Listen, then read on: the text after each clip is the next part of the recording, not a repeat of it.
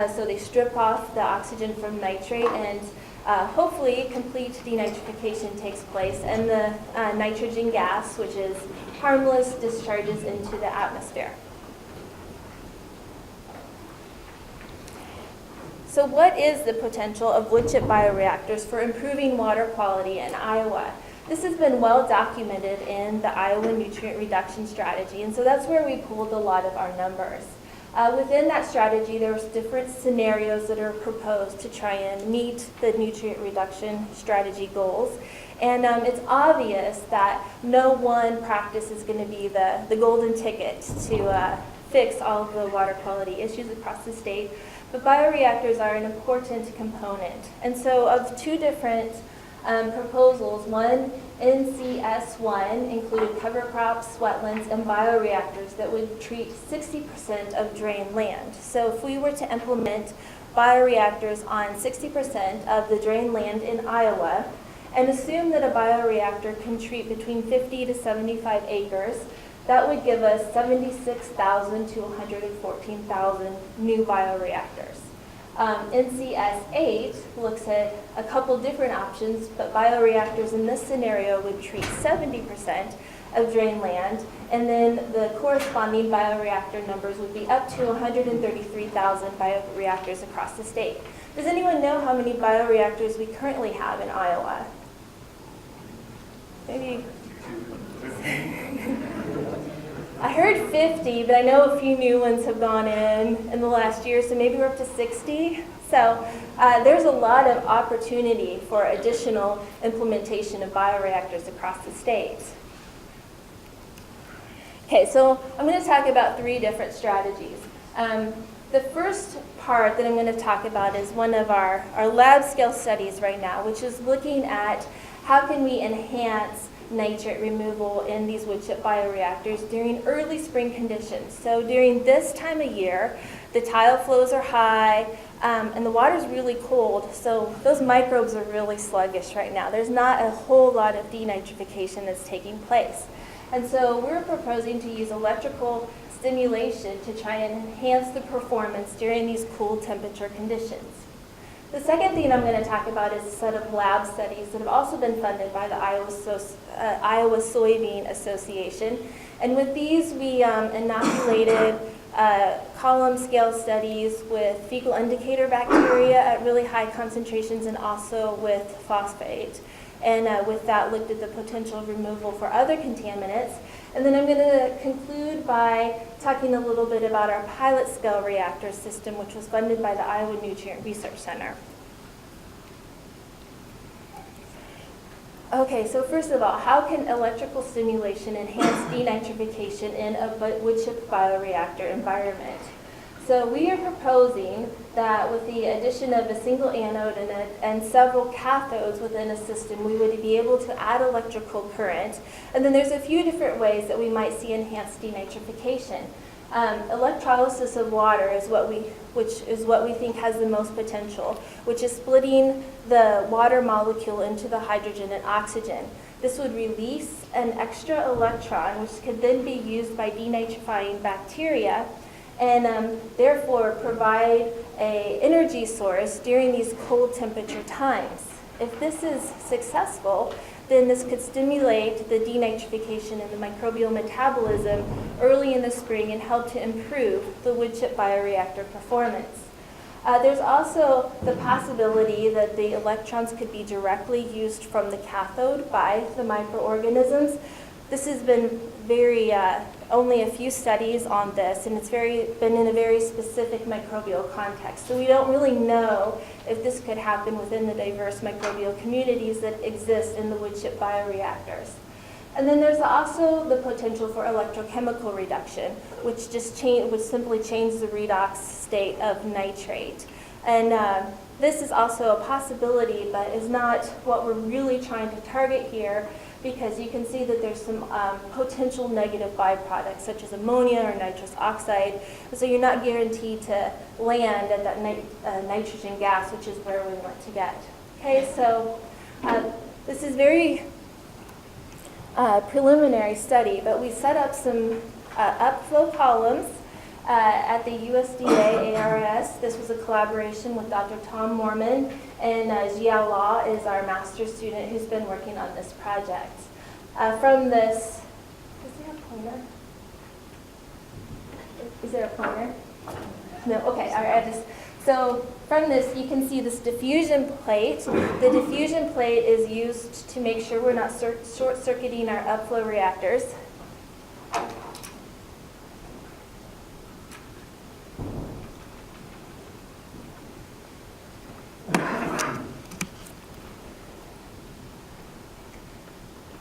The water flows up through the bioreactor, and we had these 3 PVC inserts. Those PVC inserts had perforations in them, and then in those we inserted different cathode and anode combinations. And then the water flowed out. So we collected samples at the influent to the columns at 3 different locations within the column, and then at the effluent. The preliminary studies, batch experiments were conducted in the lab, and from that we moved forward with the best options, which included a stainless steel anode and a graphite cathode, and then a graphite anode cathode combination. The conditions that we kept constant were the nitrate concentration, the influent we set at 30 milligrams per liter.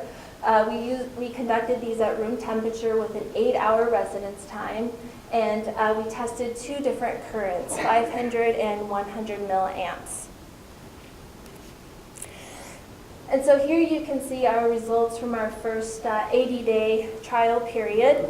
On the x-axis is the day of the study, so when we initiated the experiment, that was day 1, and we ran these for about 80 days. And then you can see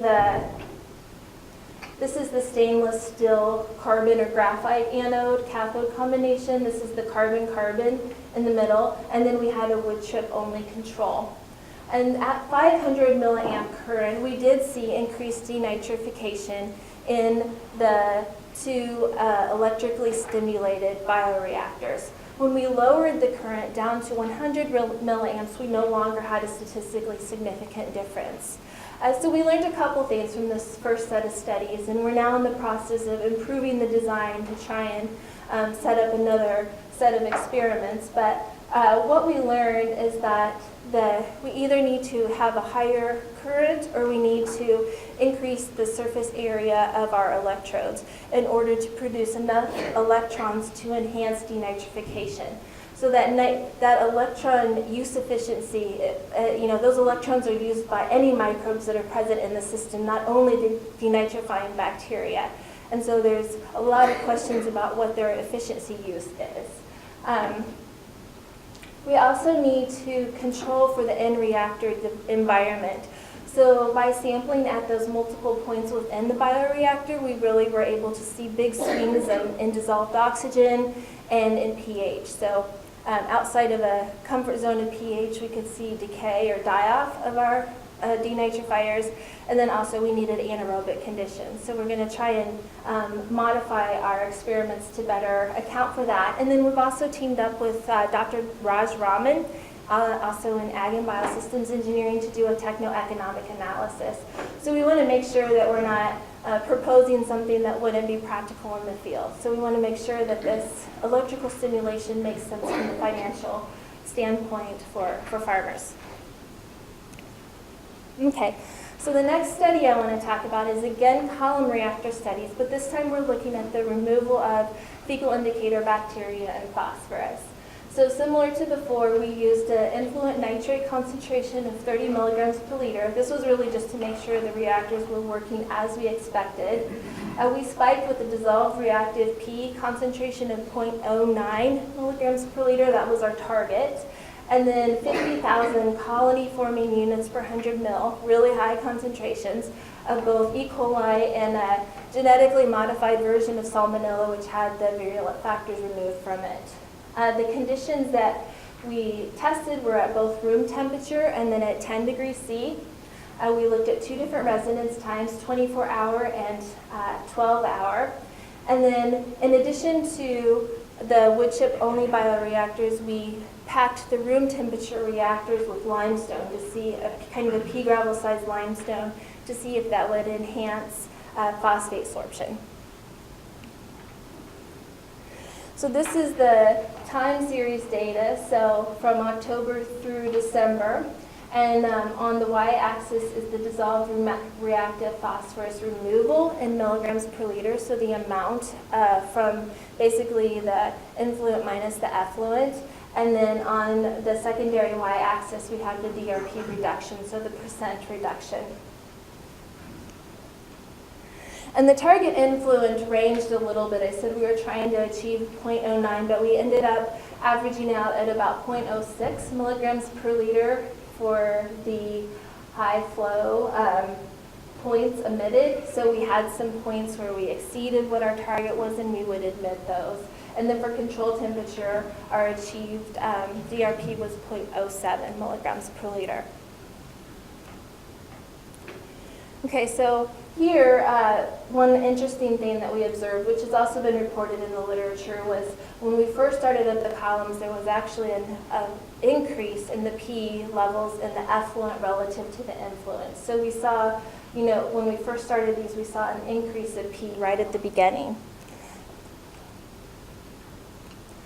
Here is the point in the red. So this is looking at the room temperature removal where we added the limestone to the system. So anytime the red circle data points after this would be with the limestone that had been added. So basically we didn't see any improvement in phosphorus removal by mixing the limestone in with the wood chips.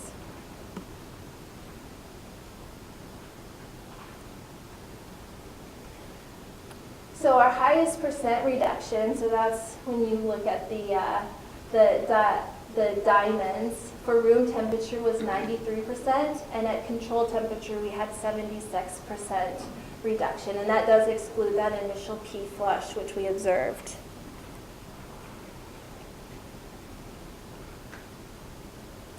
And then, as I said, the limestone had no impact on P removal.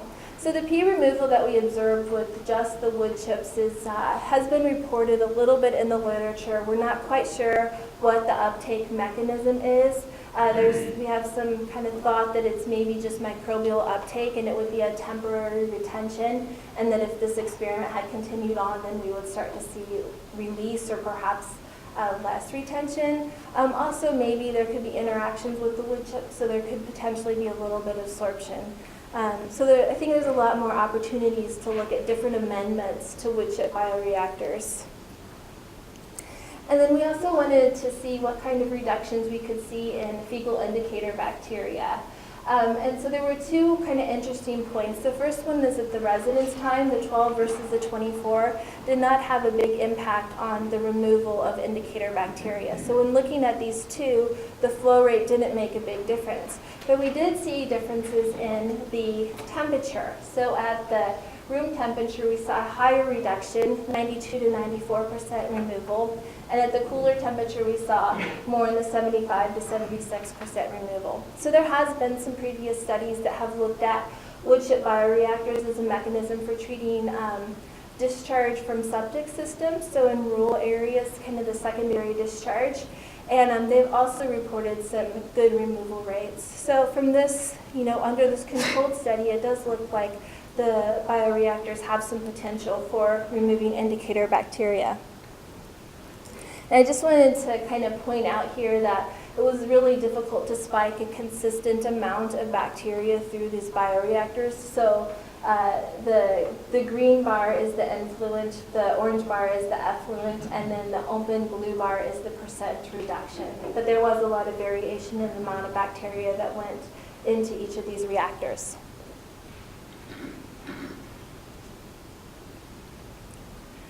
Okay, and some additional studies that are just kind of getting started that we're excited, and so I wanted to mention these to you. One is that we're looking at biochar as an amendment for phosphorus removal. So this was funded by the Iowa Water Center. One of the graduate students, actually Emily Martin is here, is her proposal. And so we'll be setting up some additional column studies and looking at the biochar potential. And for this, we've also partnered with RDChar to try and come up with some biochar production processes that will optimize the potential for interactions of phosphorus and and the biochar. And so we were looking at different biomass sources, some different kinds of pine, oak, ash trees, and then stover and switchgrass. We wanted to consider, some more traditional sources of biochar as well as some that would be more readily available here in Iowa. We're using slow pyrolysis. It's a more common process, and then a range of different temperatures, because lower temperatures versus higher temperatures can produce a different biochar product. And then a second project that we have a senior design team working on this semester is to consider using miscanthus as an alternative carbon source, because we might potentially be tree limited here in Iowa. And so preliminary results are showing really good removal with this miscanthus relative to the more traditional woodchip bioreactor control. We're doing carbon analysis to see what kind of potential lifespan these might have, and then the student group is also going to do a techno-economic analysis. Okay, and then the last woodchip bioreactor project that I want to talk about is the pilot scale study that was funded by the Iowa Nutrient Reduction Center. A lot of folks have been out to see our pilot scale system. It's really unique, the only one in the world that's like this.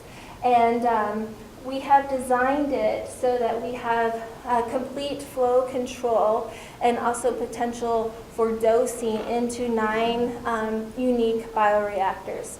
So I have some pictures from the construction. Basically, these large concrete tanks, we have 9 of them lined up. We have wells in the center so that we can collect water samples from within the woodchip bioreactor. We fill these up with wood chips, and then these discharge to flow control structures.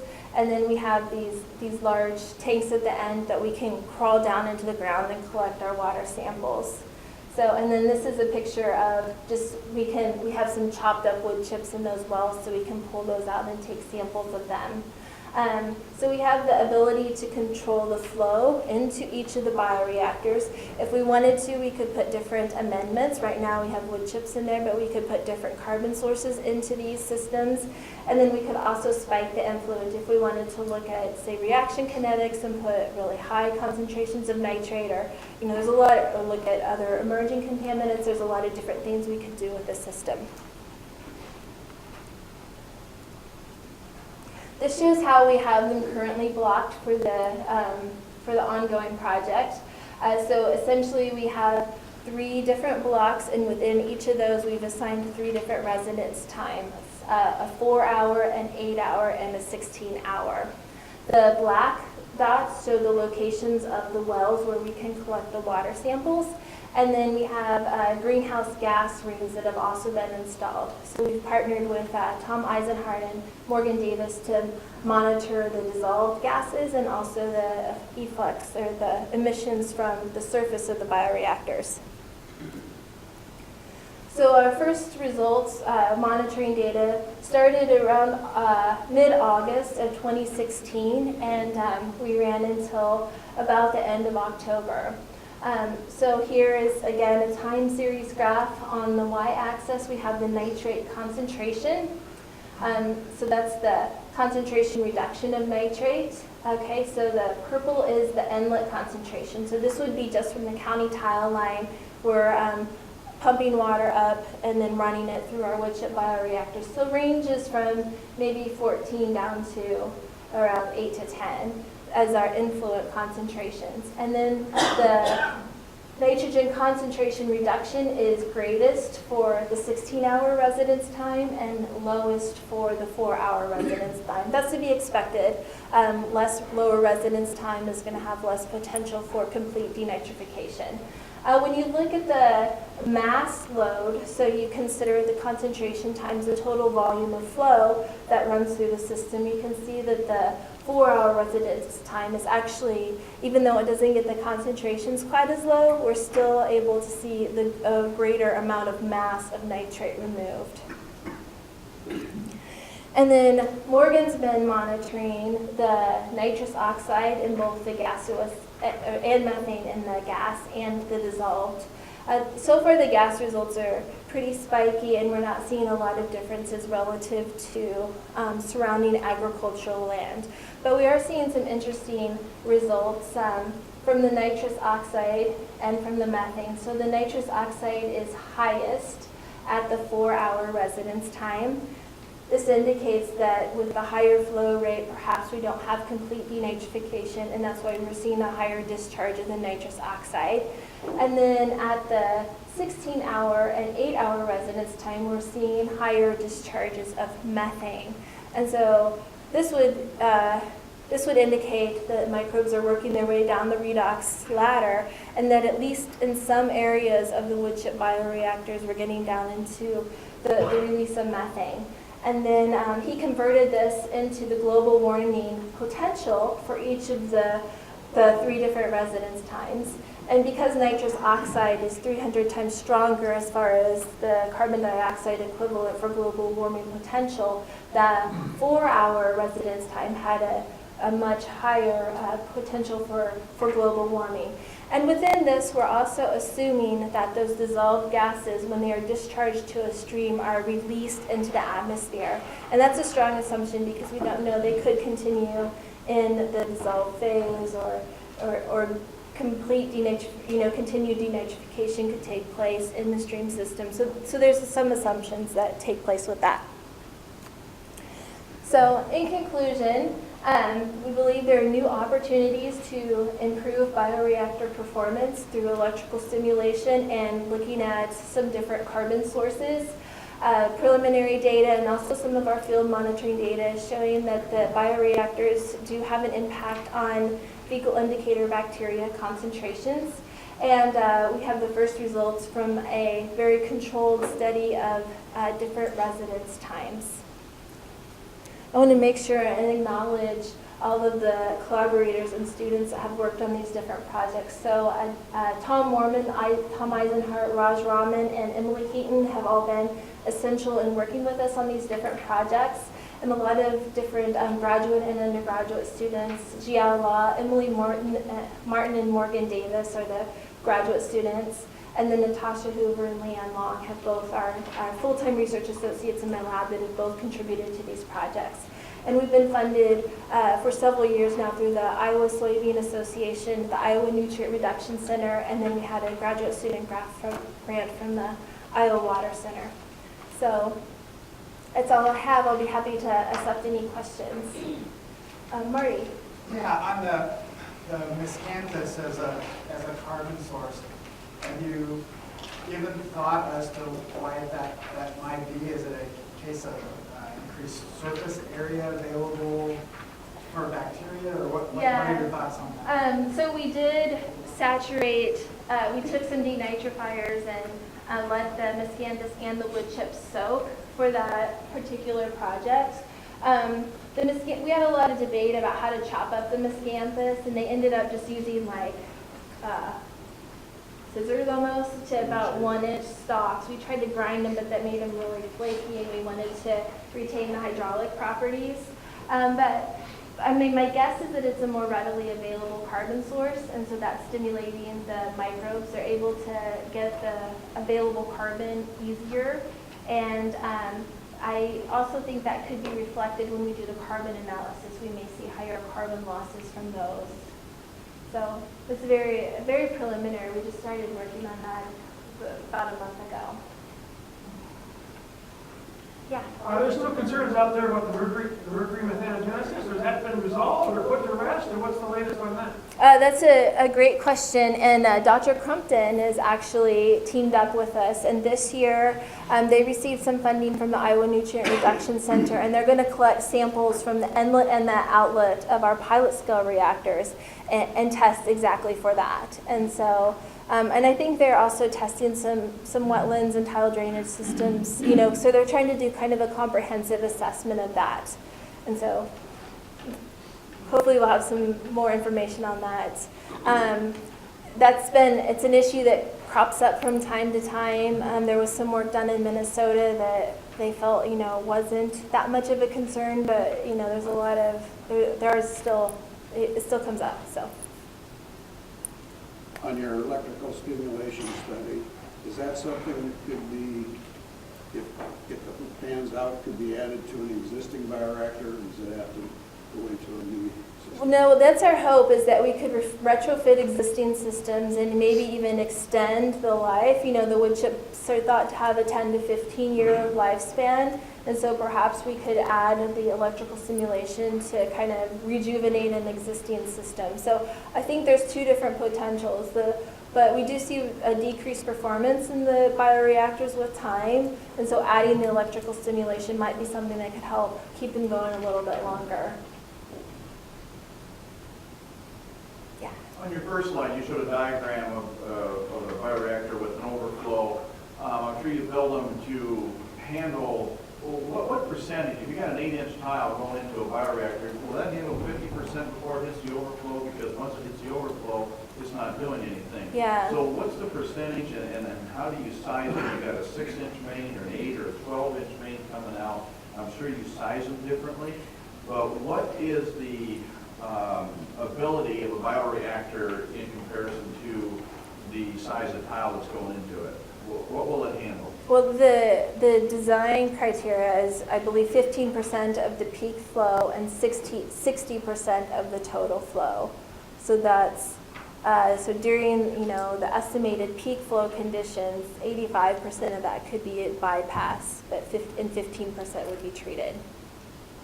And that's the NRCS design standard.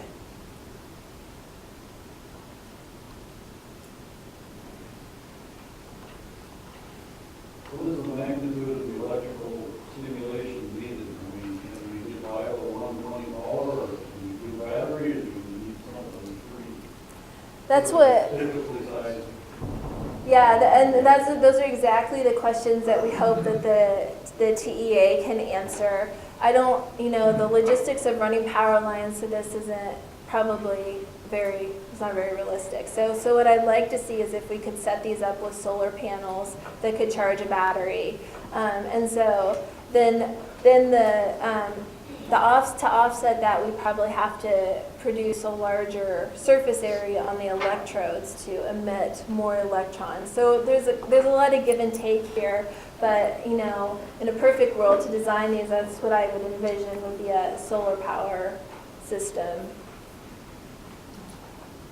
So have you considered then proximity to the electrode for efficiency? So that, like, if you were going to upscale and design, you know, trying to get an idea of how many electrodes you may be facing against?